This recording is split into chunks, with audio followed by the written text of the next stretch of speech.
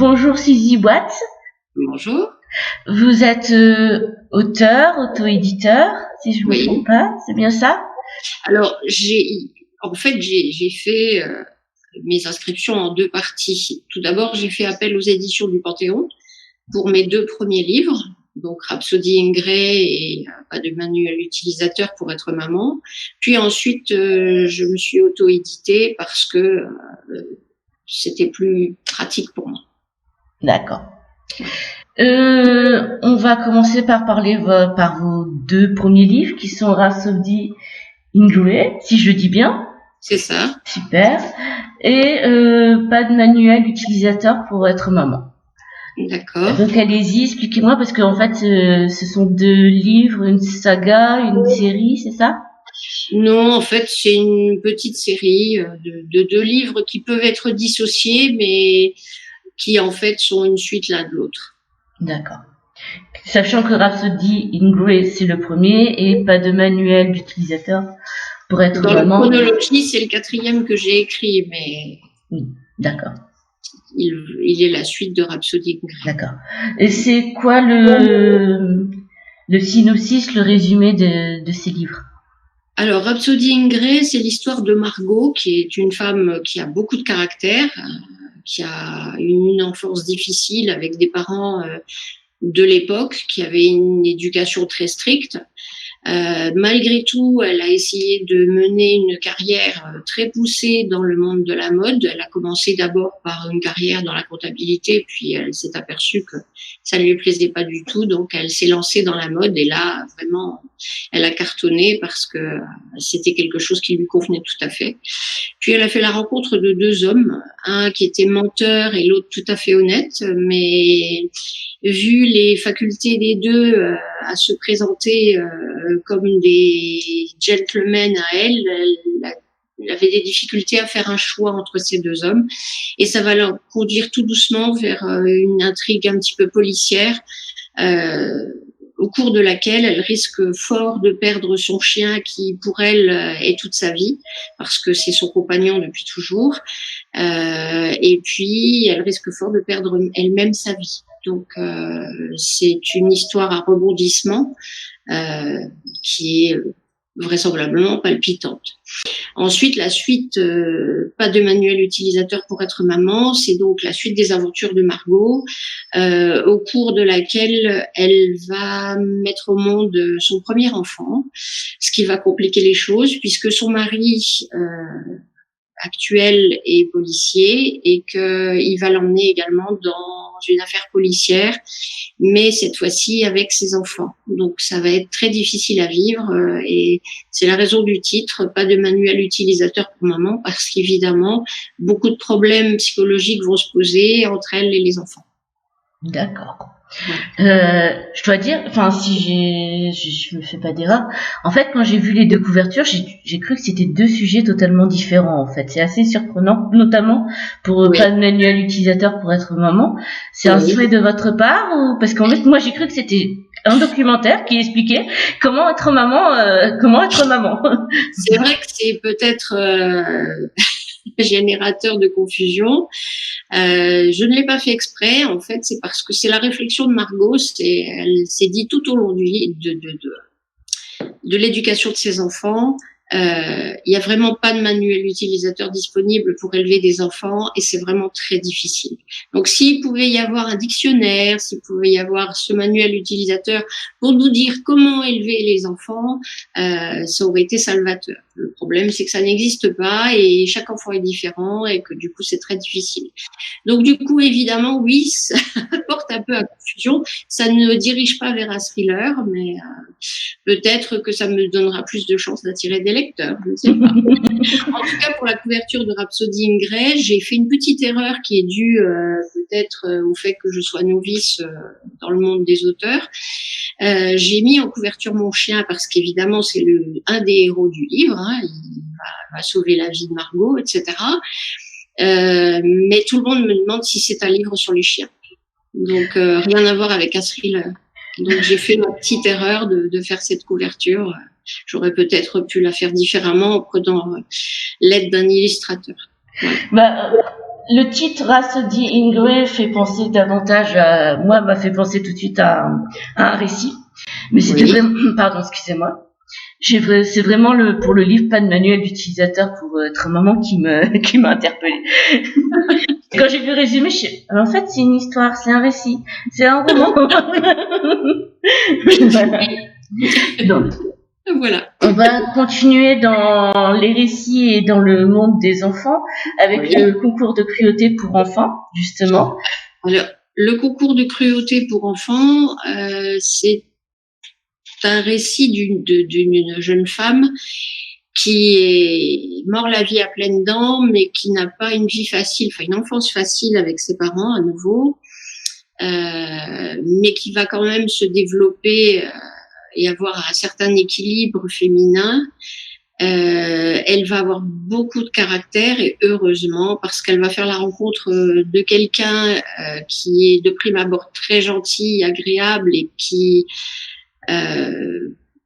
va combler sa vie pendant un moment. Le problème, c'est que très vite, il va se présenter comme un bourreau et quelqu'un qui, sous des aspects très gentils, va être très néfaste pour elle. Donc, elle va devoir lutter non seulement contre lui, mais aussi contre ses enfants qu'elle va avoir avec lui, parce que ils vont se liguer contre elle. L'amour pour leur mère étant tellement fort et tellement fusionnel, ils vont se liguer contre elle parce qu'ils vont être emmenés par le père vers cette solution-là. Et ça va être très difficile. Et c'est la raison du titre Concours de cruauté pour enfants, parce que elle considère que son mari est un vrai enfant, donc les 3 enfants vont se liguer contre elle pour la détruire. Donc elle va devoir lutter contre eux et tout de même continuer à faire carrière. Donc c'est plutôt un drame psychologique avec des tendances autobiographiques parfois. Voilà. D'accord. Et enfin le dernier qui il ne leur manque que la parole, enfin presque. Alors celui-ci, je me suis plutôt amusée quand je l'ai écrit. C'est une fable que j'ai faite qui est inspirée de mes propres animaux, donc de mon propre chien Rhapsody, puis du chien de ma fille qui s'appelle Osiris et qui est un labrador, qui est très espiègle. Et en voyant les réflexions des chiens tous les jours, quand on leur demande quelque chose, ils gémissent, ils piaillent, enfin ils font tout un tas de bruits qui m'ont permis d'établir ce roman. En fait, chaque fois que je les ai vus agir, j'ai transposé ça en écrit. Et voilà, ça m'a donné l'idée de faire cette fable comique pour laquelle j'ai passé un bon moment. D'accord. Nous avons compris pourquoi vous avez à peu près écrit Il ne manque que la parole, enfin presque. Qu'est-ce qui vous a guidé dans chacun de vos romans à écrire ces romans? Alors, depuis toute petite, je voulais écrire. J'ai écrit, je crois, depuis l'âge de 11 ans. J'écrivais beaucoup de poèmes à l'école. Quand j'ai fait de la philo, j'ai commencé à écrire des livres un petit peu plus sérieux. Et puis, je manquais beaucoup d'assurance parce que mon enfance difficile a laissé des séquelles. Et du coup, j'ai tout jeté, me disant que personne ne lirait jamais ce que j'ai écrit. Aujourd'hui, je le regrette profondément parce que je vois bien que ça aurait intéressé certaines personnes. Et donc, du coup, je me suis dit, quand je serai en retraite, ce qui est le cas depuis le 1er janvier, je me mettrai à écrire.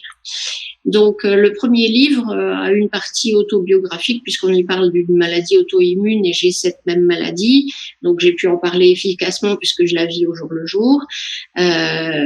Margot, qui est l'héroïne, me ressemble beaucoup parce que j'ai ce caractère de foncer toujours et de m'entêter jusqu'à ce que j'obtienne ce que je veux. Donc, je suis très jusqu'au boutiste. Donc, c'est ce qui m'a donné l'envie d'écrire ce livre. D'accord. En plus, j'aime les intrigues, j'aime les thrillers, donc c'était tout à fait en ligne avec ce que j'aime écrire. J'ai été tellement inspirée que je l'ai écrit en un mois, donc l'imagination a fusé. Ensuite, il ne leur manque que la parole. Je l'ai écrit parce que justement, je voyais mes chiens agir, donc je voulais changer un petit peu de registre, donc je me suis un petit peu amusée dans le comique. Puis, Concours de cruauté pour enfants, je l'ai écrit parce que il y a une petite partie qui correspond à un instant de ma vie. Et donc, j'avais envie de me livrer un peu, de me servir de ce livre comme d'un exutoire. Donc, ça a été le cas. Et puis ensuite, pas de manuel utilisateur. C'est la suite de Rhapsody in Grey parce qu'en fait, pas mal de mes lectrices m'ont demandé une suite à ce livre. Donc, étant donné que j'avais encore beaucoup d'imagination sur le personnage de Margot, je l'ai transposé en écrit. Voilà. D'accord. Merci.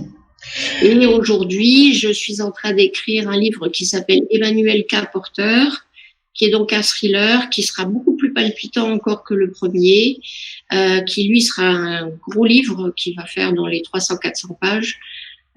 Et je m'y attache en ce moment, mais je suis très occupée parce que j'ai accepté depuis peu un job de correspondant local pour 2 villages de mon secteur, pour un petit journal de la Moselle, et du coup, ça me prend beaucoup de temps. Ok, merci. Vous avez répondu à la question suivante que j'allais vous poser, donc merci beaucoup. Qui était de savoir qu'est-ce que vous avez comme projet par la suite en termes d'écriture. De quoi ?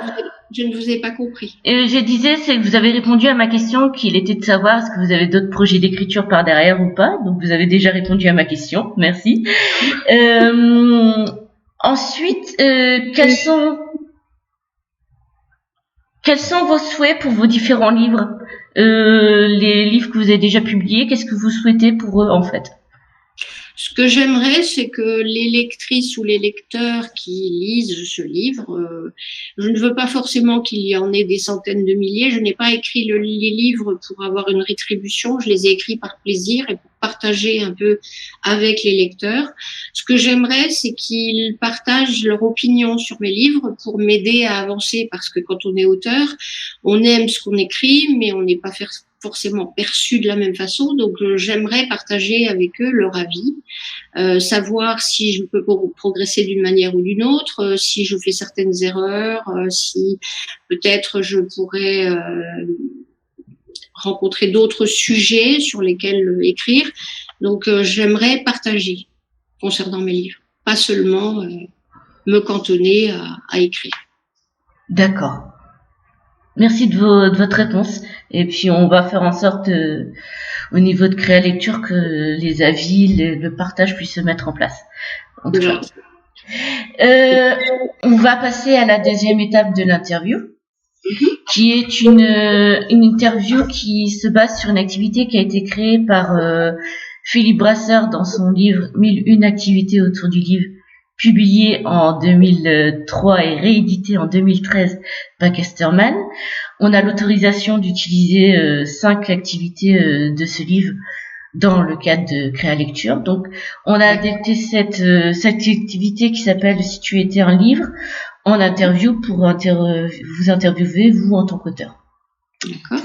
Donc, c'est des réponses au tac au tac. Donc, j'ai plusieurs questions à vous poser, vous répondez rapidement. Si la lecture était un sport, lequel seriez-vous ? L'athlétisme. Ok. Tous les disciplines de l'athlétisme ou une discipline en particulier ? Toutes les disciplines de l'athlétisme, vous m'avez demandé, c'est oui, ça ? Oui, c'est ça, ouais, excusez-moi. La course, ok. Et pourquoi ? Parce que j'aime ce qui va vite. Moi, il faut que ça pulse dans la vie. Si ça pulse pas, je m'ennuie. D'accord. Faut toujours que ça bouge. Si vous étiez à un endroit où il fait bon lire, lequel seriez-vous ? Dans mon jardin, sur un banc. D'accord. Si vous étiez une histoire, laquelle seriez-vous ? Si j'étais une histoire, je serais les tribulations d'un Chinois en Chine. D'accord. Si vous étiez un professionnel du livre, lequel seriez-vous ? Un éditeur, un auto-éditeur, un auteur, un auteur. Si vous étiez un livre à emporter sur une île déserte, lequel seriez-vous ?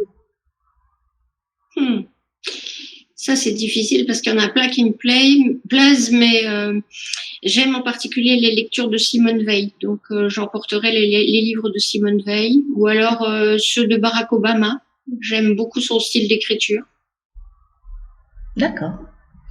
Et si vous étiez une BD, laquelle seriez-vous? J'aime bien Tintin. D'accord. C'est très intelligent comme BD, je trouve. Ok.